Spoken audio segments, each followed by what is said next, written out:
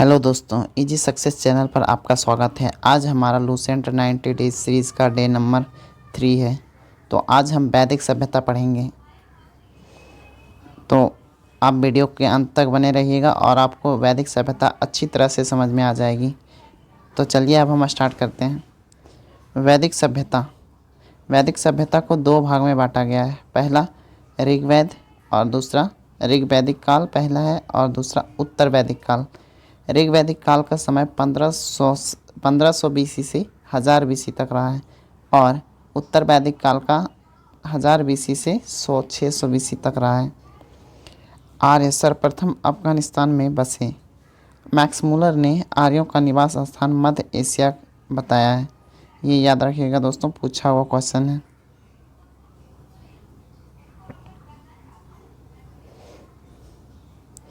आर्यों द्वारा बनाई गई सभ्यता को वैदिक सभ्यता कहते हैं।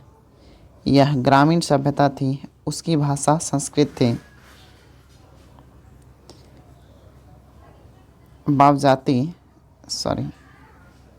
वाजपति गौचर भूमि का अधिकारी होता था। इस सभ्यता में जो है वाजपति गौचर भूमि का अधिकारी होता था। गौचर भूमि मतलब जो गाय जहाँ पर चरती थी वही।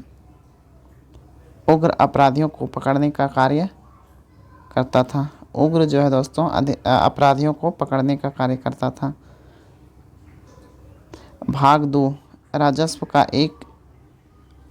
एकत्र करने का अधिकारी था। भाग 2 राजस्व अधिकारी को एकत्र करता था। इस सभ्यता में न्यायाधीश का वर्णन नहीं मिलता है दोस्तों। इस सभ्यता में न्यायाधीश का वर्णन नहीं मिला था। दशराग युद्ध का उल्लेख ऋग्वेद के 7वें मंडल में है। ये याद रखिएगा दोस्तों, काफ़ी पूछा हुआ प्रश्न है। दशराग युद्ध 7वें मंडल में है ऋग्वेद के। यह युद्ध परुषी नदी के किनारे, पड़ोसी अभी हम वर्तमान में रावी नदी के नाम से जानते हैं, पड़ोसी नदी के तट पर लड़ा गया था। सुदास एवं 10 जनों के बीच हुआ था। ये याद रखिएगा, सुदास एवं 10 जनों के बीच।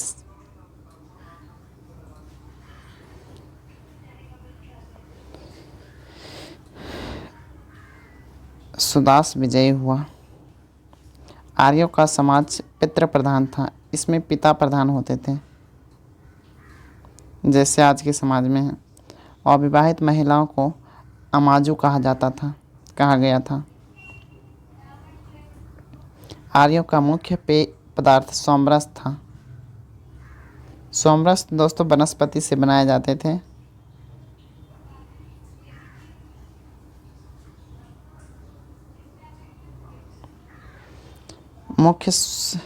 मुख्य व्यवसाय पशुपालन एवं कृषि था। इस सभ्यता के लोग खेती और पशुपालन करके अपना गुजारा करते थे।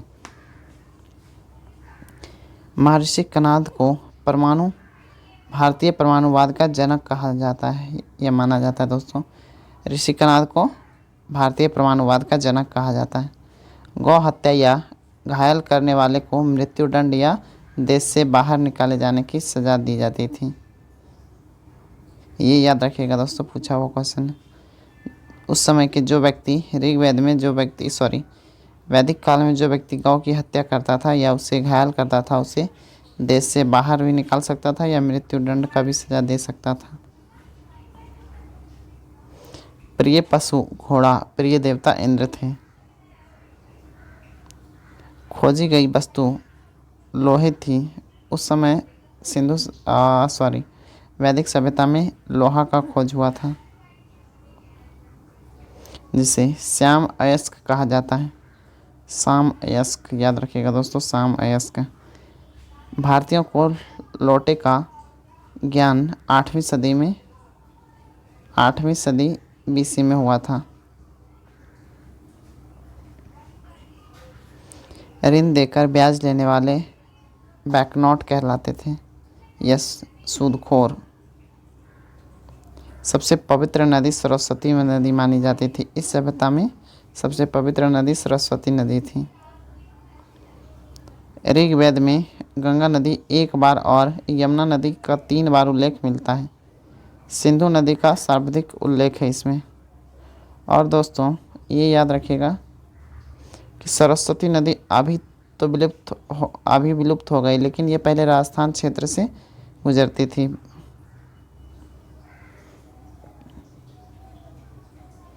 उत्तर वैदिक में इंद्र का स्थान प्रजापति को मिला, ये याद रखिएगा दोस्तों। पहले वैदिक काल में, ऋग वैदिक काल में इंद्र की पूजा होती थी, लेकिन उसके बाद जो उत्तर वैदिक काल आया उसमें प्रजापति की पूजा होने लगी।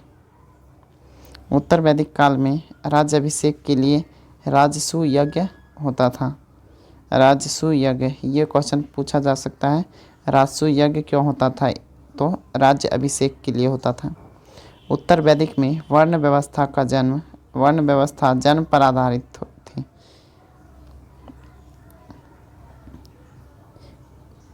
ऋग वैदिक में यही वर्ण व्यवस्था जो है वो कर्म पर आधारित थी। जैसे होता था ना, सबसे ऊंचे पद पर ब्राह्मण था, उसके बाद क्षत्रिय, उसके बाद वयस्क और उसके बाद शूद्र। तो लेकिन इसमें उल्टा हो गया था, इसमें जन्म पर आधारित होने लगी। जैसे जो ब्राह्मण के घर जन्मा वो ब्राह्मण कहलाए। लेकिन ऋग वैदिक में ऐसा होता था कि जो सबसे ज़्यादा ज्ञानी होता था उसे ब्राह्मण कहते थे, जो वीर होता था उसे क्षत्रिय कहते थे, जो व्यापारी होता था उसे वैश्य कहते थे, और जो मजदूरी करता था उसे शूद्र कहते थे। लेकिन इसमें जो जिसके घर जन्मा वही जाति कहलाया। इंद्र वर्षा की देवता था, ये याद रखिएगा दोस्तों। इंद्र वर्षा की देवता और अग्नि देवता और मनुष्य के बीच संबंध को जोड़ता था।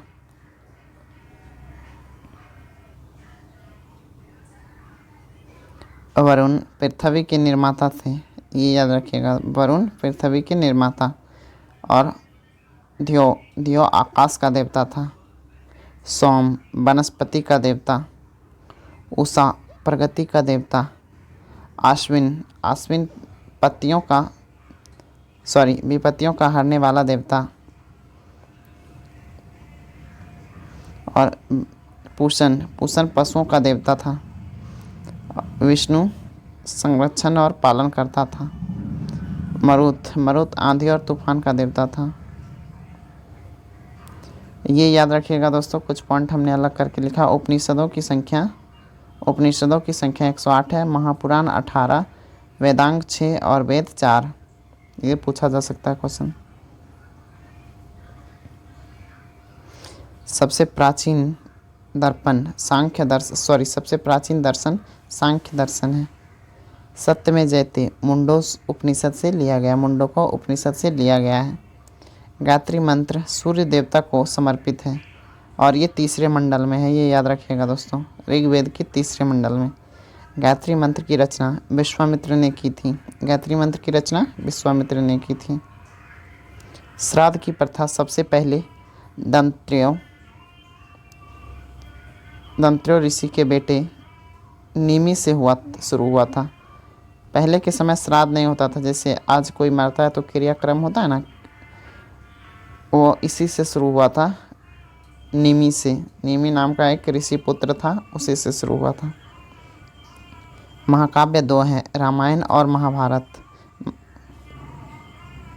महाभारत का नाम जय संहिता है, ये याद रखिएगा दोस्तों। महाभारत को जय संहिता के नाम से भी जाना जाता है। यह सबसे बड़ा महाकाव्य है, महाभारत सबसे बड़ा महाकाव्य है। गोत्र नामक संस्था का जन्म उत्तर वैदिक काल में हुआ था। गोत्र नामक संस्था का जन्म उत्तर वैदिक काल में हुआ था। इसी तरह से हमारा ऋग वैदिक काल समाप्त हो गया, ऋग वैदिक काल और उत्तर वैदिक काल समाप्त हो गया। अब हम महाजनपदों के बारे में पढ़ेंगे, तो हमारे साथ बने रहिए, अगली वीडियो में इसको पढ़ते हैं। और दोस्तों इसमें हम 90 दिनों में पूरा लूसेंट ख़त्म करेंगे, तो इसीलिए आप सब जुड़े रहें और हमारा सपोर्ट करें ताकि हम जल्दी से ये लक्ष्य पूरा कर सकें। और इसको पूरा करने के बाद आपका जीके से क्वेश्चन कभी नहीं छूटने वाला है। जीके इतिहास हो गया, साइंस हो गया और संविधान से हो गया, पॉलिटी से आपका कोई क्वेश्चन भी नहीं छूटने वाला है। तो ऐसे ही क्लास करने के लिए चैनल को सब्सक्राइब कर लीजिए और अगर वीडियो ये अच्छी लगी हो तो लाइक कर दीजिए।